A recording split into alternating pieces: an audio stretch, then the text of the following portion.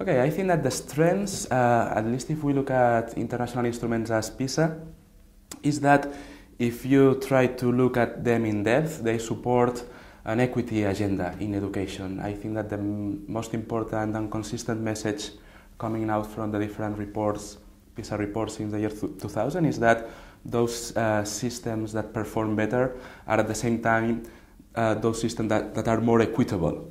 And here I would say that this is the most positive outcome coming from PISA, that is saying that, look, there is now a trade-off between excellence and equity, as sometimes some conservative policymakers try us to believe. So this would be the strength of this type of evaluation, or the most important strength.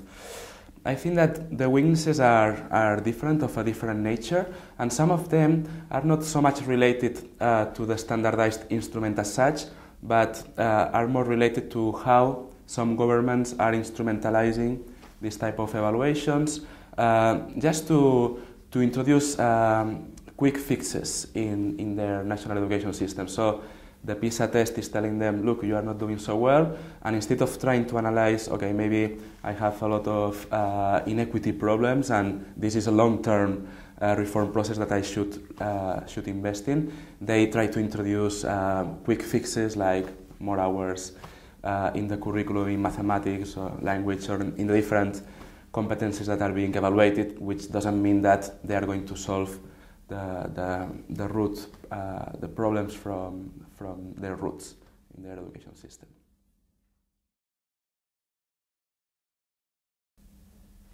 The one thing that we discuss in this seminar is not just how comparison as a method is being increasingly used as a policy tool, but a specific kind of comparison, which is standardized comparison. And this is, I think, what PISA stands for.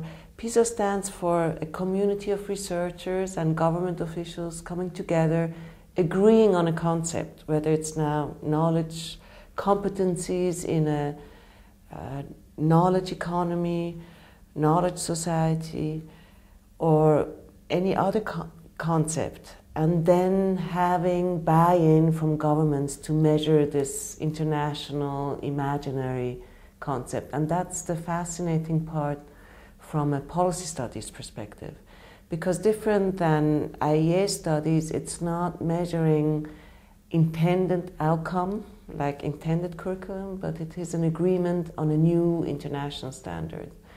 And the questions are many, like what does it do to national education systems? Does it mean that we are moving towards an international curriculum, because towards that international imaginary?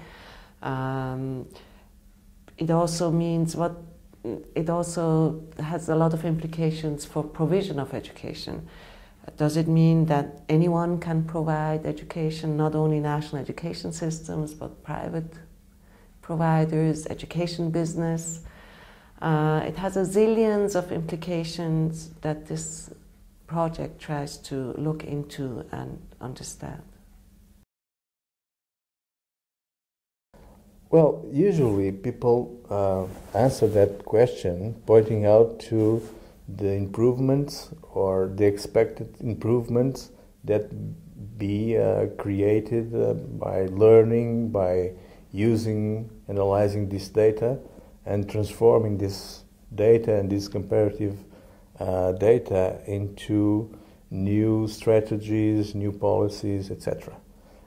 From my point of view, international assessments are very interesting as a researcher and as a field of research. In fact, in the last 10 to 15 years, we have improved a lot our knowledge about international assessments and their relationship with educational governance. So international assessments are really interesting from this point of view of analyzing new ways of governing our societies through devices based on knowledge, knowledge production, knowledge diffusion, and knowledge used.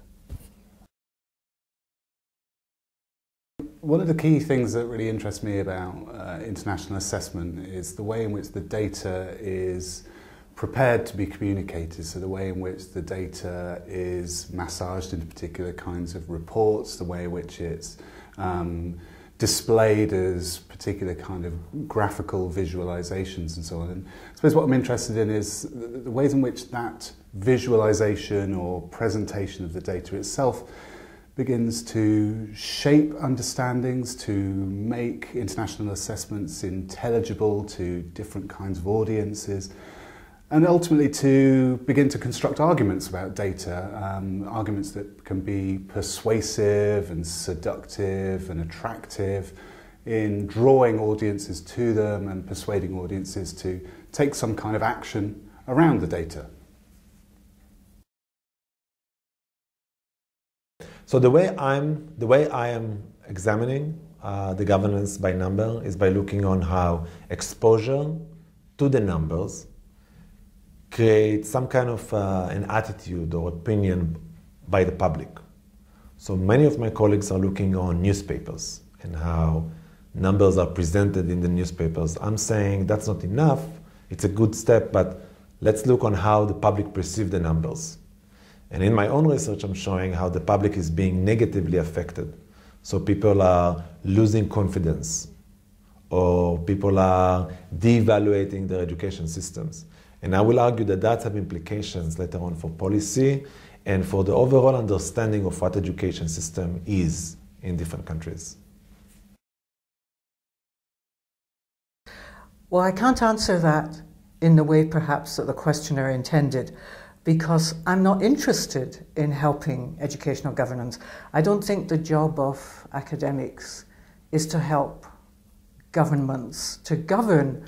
I think their task is to raise questions about the purposes of governing and the difference between the discourses that governments promote and what actually happens to people on the ground as a result of some of these actions. So it's an interrogation, a critical interrogation of these activities that I've been concerned to carry out in relation to international assessments, to explore how in fact they are used to govern and how they attract populations as well as politicians into self-governing,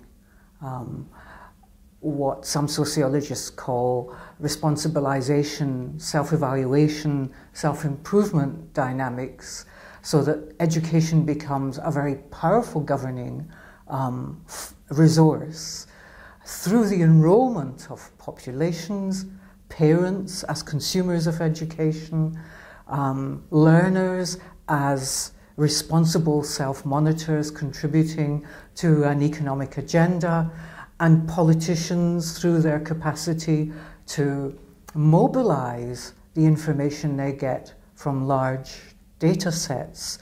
So the question is not how can we improve educational governance, it's how can we disrupt and complicate and challenge this whole mode of operation, which allows not just governments but commercial enterprises, often acting in concert, to conduct these massive intrusions into personal privacy, to explore our attitudes, our feelings, our choices, to connect activities in the family, in the public sphere, and to extrapolate from that prescriptions that enable them to govern us more effectively. So I've taken a long way around in rejecting the construction of your question, because I think it's really very important to stand outside these processes and look at them critically. Yeah, there might be some, because we see that many countries are actually joining the group of international assessment, and PISA probably is the best example of this.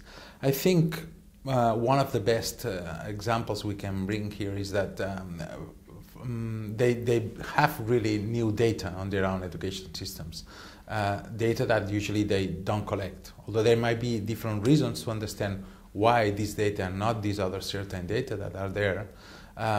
To have some diagnosis about the situation of the education systems, I would say it's a clear benefit, especially in those countries that can be they're not very transparent in their educational data, in the educational results, or in the situation of the different social groups in their education systems. So definitely, I think there's benefits. There's of course shortcomings, but benefits are there.